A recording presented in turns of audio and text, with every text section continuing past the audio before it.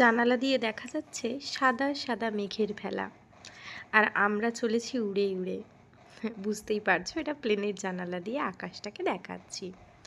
সূর্য তখন প্রায় অস্ত যেতে বসেছে, আর আমরা চলেছি প্লেনে করে দূরে। কোথায় জানতে চাও? তাহলে দেখতে থাকো। আর তার সাথে এই দেখো, আমার ছোট্ট মেয়ে, এ কিন্তু প্লেনে উঠে যথারীতি বাদরামি আরম্ভই করে দিয়েছে।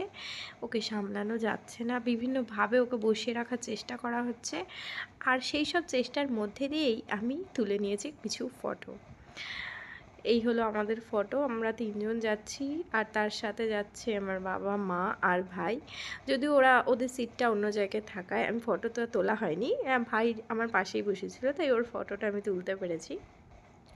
তো যাই হোক, আমরা সবাই যে যার কাজে ব্যস্ত হয়ে সময় কাটাচ্ছিলাম।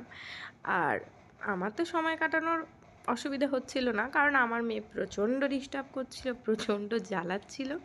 তো যাদের এরকম ছোট বাচ্চা আছে তারা জানোই, বাচ্চা সামলানোটা কিন্তু একটা বিশাল বড় ব্যাপার।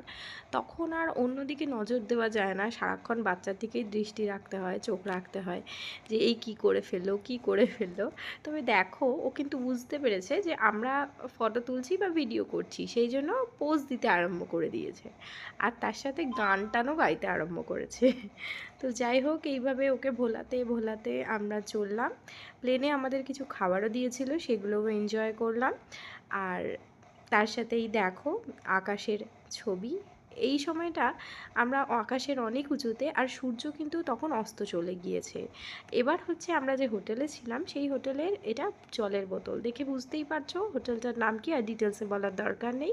তবে আমরা যেখানে গেছিলাম, সেই মানে যার উদ্দেশ্যে যাওয়া, যেখানে ডাক্তার দেখানোর উদ্দেশ্যে আমাদের যাওয়া, সেই হসপিটালের পাশেই আর কি আমাদের হোটেলটা ছিল। এটা হোটেলের ছাদ থেকে তোলা কিছু দৃশ্য। তো আমরা সবাই মোটামুটি চেক আপ করিয়েছি ওখানে। তো এই হলো হোটেলের রুম, যথেষ্ট স্পেসিয়াস, সুন্দর। আর এই হলো ব্যাপার। তো দেখতে থাকো পরবর্তী পর্বগুলো। আরে তোমাদের তো বলাই হয়নি আমি কোথায় এসেছি। হ্যাঁ, ঠিকই ধরেছো, যারা বুঝতে পেরেছো, আমি এসেছি ব্যাঙ্গালোরে ট্রিটমেন্টের জন্য। তো পরবর্তী পর্বগুলোতে অবশ্যই চোখ রেখো।